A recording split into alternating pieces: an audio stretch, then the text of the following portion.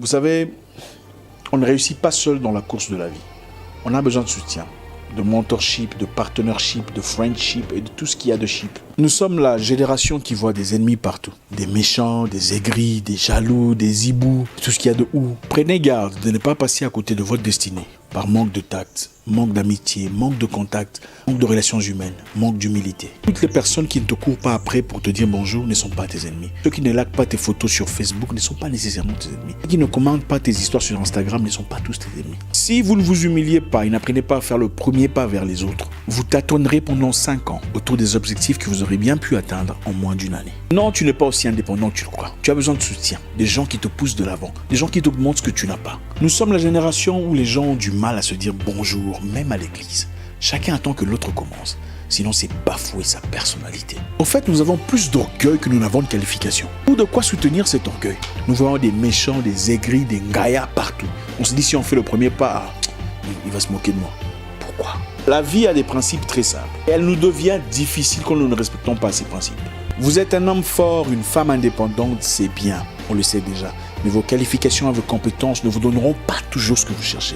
C'est des gens que vous connaissez, des gens que vous respectez, des gens que vous considérez, qui probablement vous ouvriront les plus grandes portes de votre vie. Après votre culte de prière, ne partez pas directement. Restez même pendant 5 minutes, dites bonjour aux gens, même ceux que vous ne connaissez pas. Dites bonjour, comment allez-vous?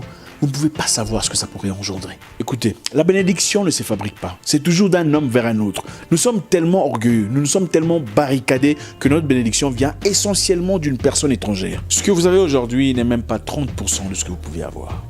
Tuez votre orgueil. Nous avons tous besoin de quelqu'un pour progresser, pour fleurir, pour exploser. Voilà pourquoi les musiciens font des featuring. Davido a fait featuring avec Drake. Même Jésus a fait featuring avec Jean-Baptiste. Voilà pourquoi Jean-Baptiste l'a baptisé.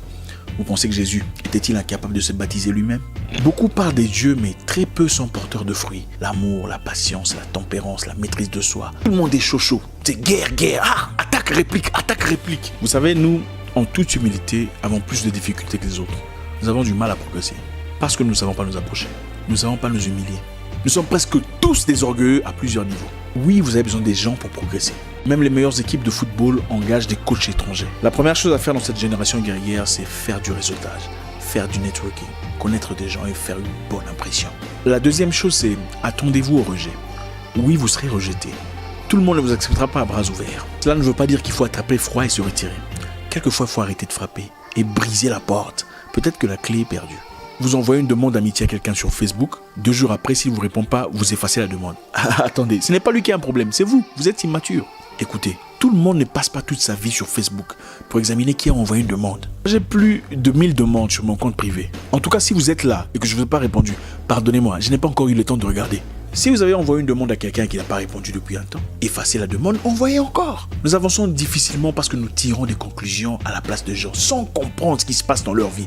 Nous prêtons attention. Vous envoyez un message privé à une personne qui ne répond pas immédiatement, ne faites pas du commérage, envoyez encore.